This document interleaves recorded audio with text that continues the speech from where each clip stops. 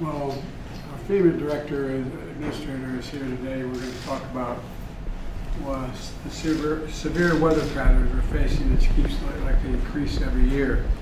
And we want to make sure that we're in a position to be able to help Americans all across the country and in all our jurisdictions as these severe weather incidents have decreased. The last few days alone, we've seen droughts and wildfires in the west. We've seen tornadoes in Illinois, flooding in the south and the Mid-Atlantic. And extreme weather doesn't confine itself, as you all know, to state lines. These crises require proactive federal response. It's just not just the states responding. And I know that your team, Administrator, is going to be faced with a lot of challenges this year, more than most. Not that you're not used to it, but it's going to, this time it's the whole country. And we've already stepped up this year to help vaccinate the American people and respond to but now we have to respond to these brutal storms. More severe storms and fires extend into longer seasons throughout the year.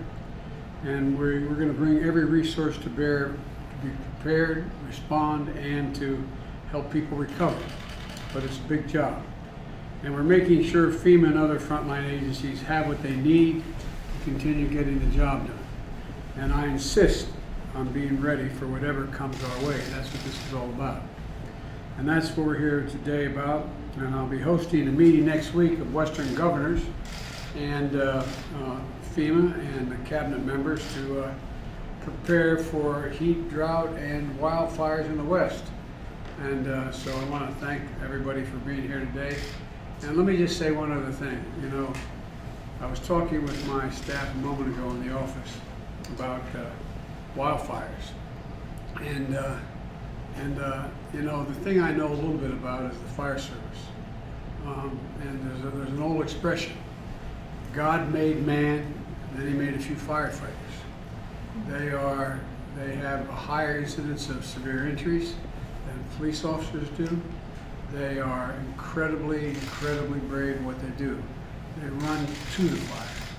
And I just realized, I didn't realize this, I have to admit, that federal firefighters get paid $13 an hour. That's going to end in my administration. That's a ridiculously low salary to pay a federal firefighter. Not that many federal firefighters, but and I know you use all the resources, including state and local firefighters. But at any rate, that's what we're going to talk about today. We're going to be brought up to date what we can expect this season. And many of you have covered what's already happened. The drought in the West is just astounding when you take a look at it. Fires have already started, flooding, so we're in for a tough season, but I think we've got to be prepared, have every resource available to make sure we're there for America. Thank you all so very much.